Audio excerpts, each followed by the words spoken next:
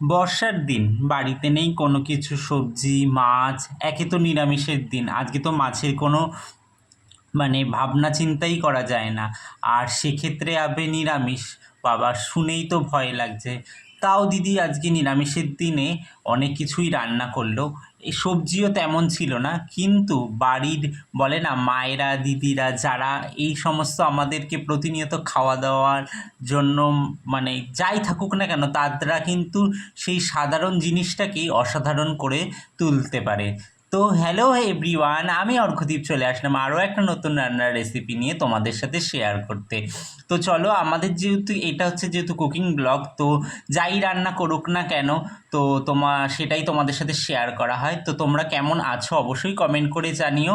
আমি তো তোমাদের ভালোবাসায় অনেক অনেক ভালো আছি। তো তোমরা দেখতেই পেলে অনেক রকমের সবজি, ভেন্ডি, আলু কেটে নিয়েছে, উচ্ছে কেটে নিয়েছে, আর ওদিকে কিন্তু মুগ ডাল আর হচ্ছে লাউ কিন্তু সেদ্ধ বসিয়ে দিয়েছে, যেটা অনেকটা পরিমাণ সেদ্ধ হয়ে গেছে। তার মধ্যে কি করলো দিদি, আদা কুচিটা দিয়ে দিল এলো।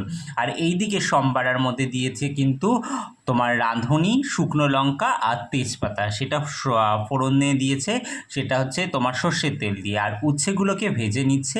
আদাটা কিন্তু এর মধ্যে দেয়নি, কারণ যেহেতু আদাটা যদি এর মধ্যে দেয়, যেহেতু ওখানে ডাল রয়েছে, তাহলে সেই ঘ্রাণটা কিন্তু উচ্ছের মধ্যে থাকবে না এবং সেই ডালটার মধ্যেও থাকবে না।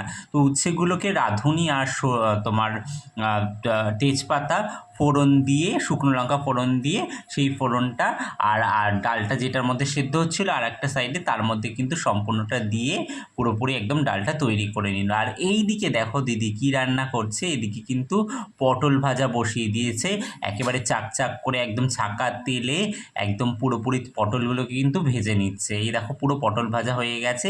আর এই দিকে দেখতে পাচ্ছ একটা বেসনের ব্যাটার করে নিয়েছে। এই ব্যাটারের মধ্যে কি কি মশলা দিয়েছে, যেহেতু এটা হচ্ছে এখানে কুমড়োর পকোড়া তৈরি হবে, আর যেই তেলটার মধ্যে পটল ভেজেছিল, তো সেখানেই কিন্তু কুমড়ার আর পকোড়া ভেজে নিচ্ছে, বুঝতে পারছো তো।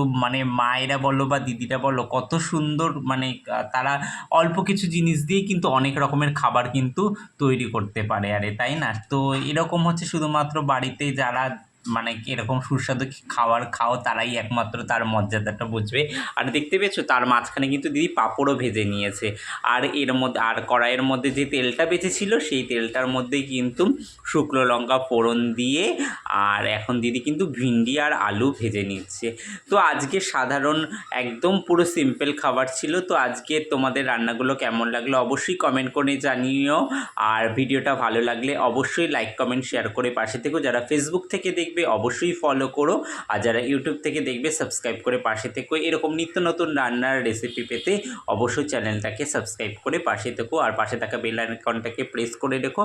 আমার যত ভিডিওগুলো আগে পোস্ট করব না কেন, তাহলে তোমাদের কাছে সবার প্রথমে নোটিফিকেশান যাবে। আর ভালো লাগলে অবশ্যই লাইক করো আর একটা কমেন্ট রেখে দিও। সবাইকে টাটা।